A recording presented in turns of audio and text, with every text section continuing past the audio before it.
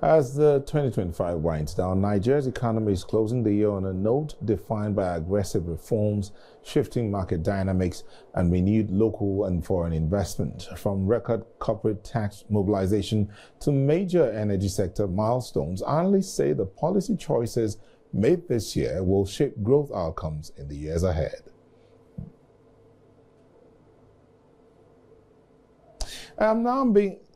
I'm being joined virtually by Dr. Samson Simon, Chief Economist at ARKK Economics Data Limited. Thank you for joining us, Dr. Simon.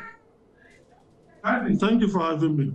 So everybody knows this. The year is winding out, but with major reforms in Nigeria, we have a new tax law, shifting market dynamics. How do you assess the overall health of the Nigerian economy, and which policy decisions will matter most for the growth of 2026? Well, I think the current government deserves some accolades. If you look at the numbers, they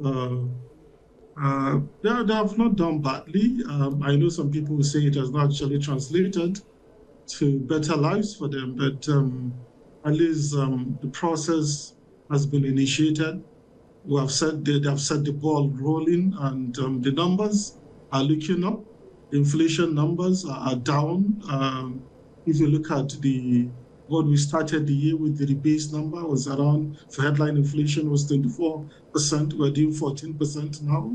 We have done even more than what the federal government wanted. They wanted 15% by the end of this year. So they have overachieved the target they set for themselves. If you look at economic growth, for the third quarter, 3.98.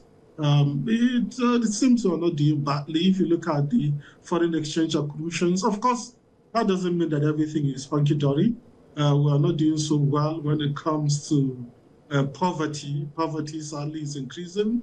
If you also look at our human capital, we need to work on it. So there are other aspects that we're not doing so well. But there are also many aspects that we're doing relatively better, and I believe if these reforms are sustained, ultimately this will translate and everybody will feel the impact. It will trickle down, and therefore 2026, I think what looms so large on the horizon for 2026 is the implementation of the new tax laws, the tax reforms that are to be implemented by 2026. But if I may come in.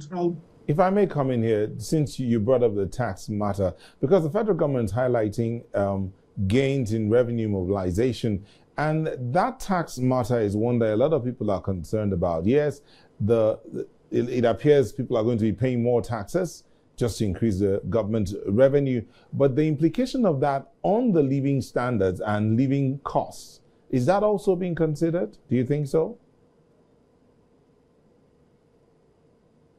Well, I don't want to jump to conclusion that people are going to be paying more. If you look at the personal income tax, at least nominally, it has for zero rate, it has been increased to 800,000 per annum. And if you look at the progressiveness of the taxation, is not worse than what we had before. So I don't see how people will be paying more.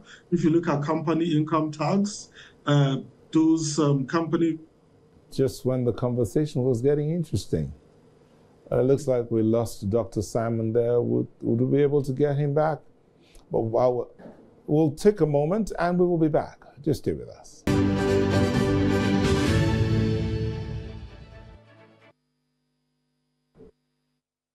Welcome back. I understand we've gotten Dr. Samson Simon back.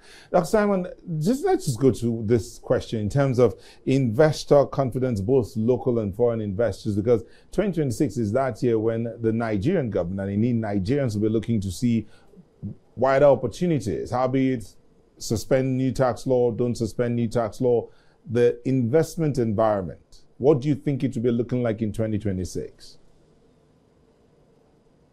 I think the lingering uncertainty around the implementation of the new tax laws has to be resolved.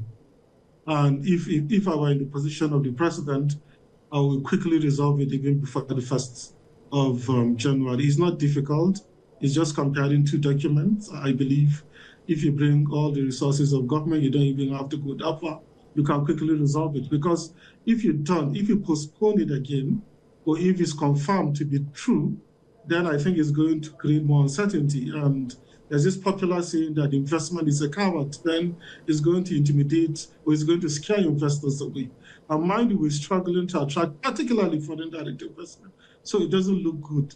So we have to do everything humanly possible to make the business environment very conducive and very friendly. And one way we can do that is to ensure policy certainty across board. All right, thank you so much. Dr. Samson Simon is the ones I want to be sure I get that is the Chief Economist at ARKK Economics and Data Limited. Thank you so much for today. And Merry Christmas to you and your family. Merry Christmas.